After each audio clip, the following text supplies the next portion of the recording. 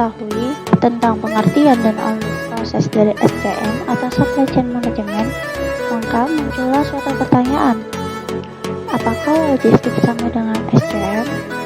Jawabannya adalah logistik adalah bagian dari Supply Chain Management.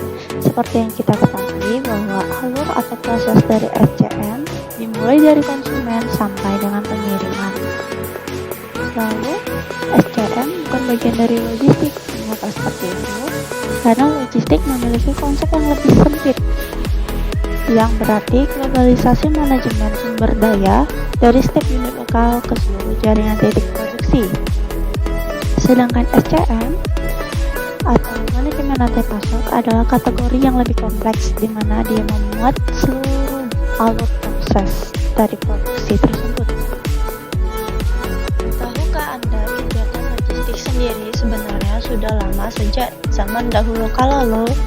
Istilah logistik sendiri berawal dari kekuatan militer, yakni saat kegiatan channel ketersediaan supply dalam ranah material, mulai dari jumlah personil dan fasilitas, dari markas menuju medan perang. Namun, seiring berjalannya waktu, kini pengertian logistik pun sudah berkembang dan menjadi istilah dari kegiatan bisnis. Kita harus mengetahui pentingnya logistik dalam sebuah perusahaan. Pentingnya logistik dalam kegiatan bisnis oleh sebuah perusahaan tak terlepas dari pergerakan barang dan pemasok distributor hingga ke konsumen. Dan secara umum, pengertian logistik merupakan serangkaian proses yang meliputi kegiatan, perencanaan, implementasi, hingga pengawasan terhadap suatu proses perpindahan, meliputi perpindahan barang, jasa, energi, dan sumber daya yang lain. Lalu, apa sebenarnya manfaat logistik? Secara garis besar, logistik sendiri memiliki manfaat sebagai perencanaan dan pemenuhan kebutuhan konsumen, yaitu sebagai tempat penyimpanan barang sebelum pengiriman. Nah, logistik sendiri akan menjaga kualitas dan kuantitas barang, mulai dari penerimaan, penyimpanan, hingga ke tempat pengiriman itu sendiri. Fungsi logistik sebagai bagian dari SCM. Yang pertama ada desain dan manajemen gudang.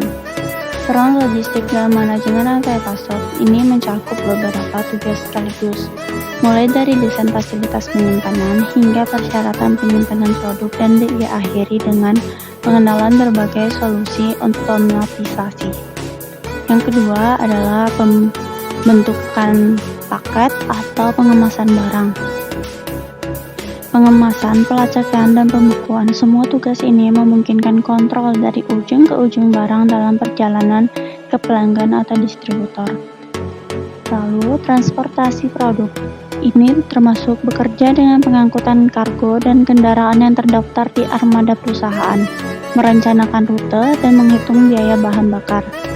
Lalu ada dengan bekerja sama dengan bea cukai. Ketika suatu perusahaan merencanakan pengiriman barang internasional, sangat penting bahwa selama pengangkutan barang tersebut sepenuhnya memenuhi persyaratan pabean dan berisi semua dokumentasi yang diperlukan. Lalu ada bekerja dengan distributor. Distributor atau perantara dalam logistik adalah semua pihak ketiga, sumber daya non-perusahaan yang terlibat langsung dalam implementasi rantai pasok.